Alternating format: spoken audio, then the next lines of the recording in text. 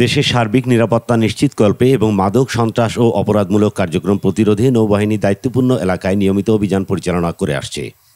এরই ধারাবাহিকতায় গতকাল সন্ধ্যায় গোপন সংবাদের ভিত্তিতে মাতারবাড়ি রাজঘাট দক্ষিণ পাড়ায় নৌ কন্টিনজেন্ট অভিযান পরিচালনা করে।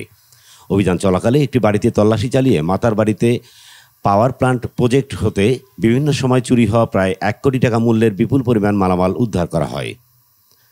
অভিযানে একটি তালাবদ্ধ ঘর থেকে বিভিন্ন সময় চুরি হওয়া নির্মাণ সামগ্রী, অ্যাঙ্গেল বার, বিম বার ও স্ক্র্যাপ সহ বিপুল পরিমাণ মালামাল উদ্ধার করা হয়। উদ্ধারকৃত মালামালসমূহের ভিত্তিমূল্য প্রায় 1 কোটি টাকা। মাতারবাড়ি সহ দেশের সার্বিক আইনশৃঙ্খলা ও নিরাপত্তা পরিস্থিতি সমুন্নত রাখতে নৌবাহিনীর দায়িত্বপূর্ণ এলাকাসমূহে নিয়মিত অভিযান চলমান রয়েছে।